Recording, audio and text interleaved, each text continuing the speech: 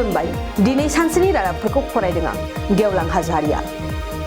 अरुणोदय बिथांखिखौ लानानै बजालिनि हलंबारियाव आइजोफोरा गोख्रों खुद्रिसारदों।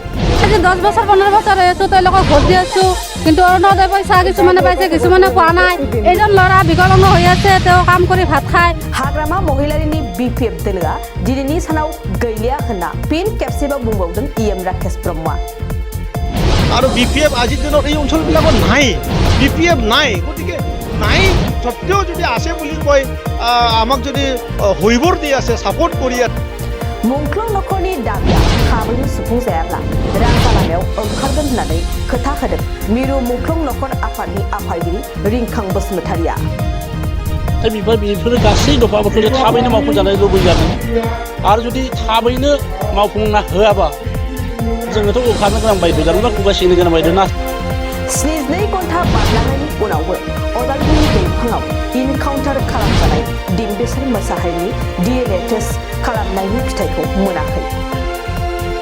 देहाखौथ' दा माबाखौ 72 घन्टा लाखिगोन होननानै बुंदों। 72 घन्टायाथ' बारलांबाय दिनै बारलांनानैबो दिनै सानसे नेलायबाय दाबो एख' खबरानो गैया मानि थाखाय। फैबाय थानाय समाव UPP दोलोआ जुग जुग सरकार जागोन होननानै रोखायै बुंथिदों EM राकेश ब्रह्मआ।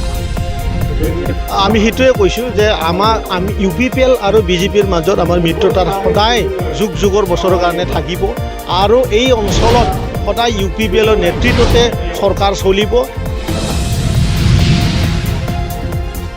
फबनायनिफ्राय बोखांनानै 100% डिम्बेश्वर मोसाहारि होननानै सिनायथिनायनि उनावबो डिम्बेश्वर मोसाहारिनि गोथै देहाया न' फारसे सौफैयाखै। बड'लेण्ड मुंख्लंफोरनि गासै जेंनाखौ लानानै 8 मार्चआव चिरांनि खासिकत्रा कमिउनिटि हलाव गेवलां सावरायमेल खुंगोन। सावरायलायनाय हाबाफारि मिटिं बे मिटिङा सेन्ट्रेल कमिटिनिफ्राय लानाय जादों।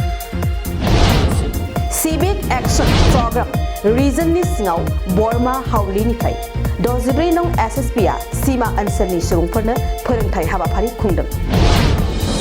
आज सशस्त्र बल 64 वाहिनी बर्मा कैंप हावली के द्वारा इसके UR में उत्तर कुची के सोमकाटा जो कम्युनिटी हॉल है इसमें बेसिक कंप्यूटर कोर्स और टेलरिंग कटिंग का ट्रेनिंग प्रारंभ किया गया।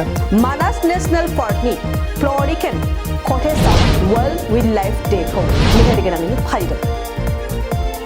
আমি আগৰবাৰৰ নিচিনা এইবাৰো আমি বিশ্ব বন্যপ্ৰাণ দিৱস আজি ইয়াত উদযাপন কৰিছোঁ ফ্লোৰিকেন কটেজত।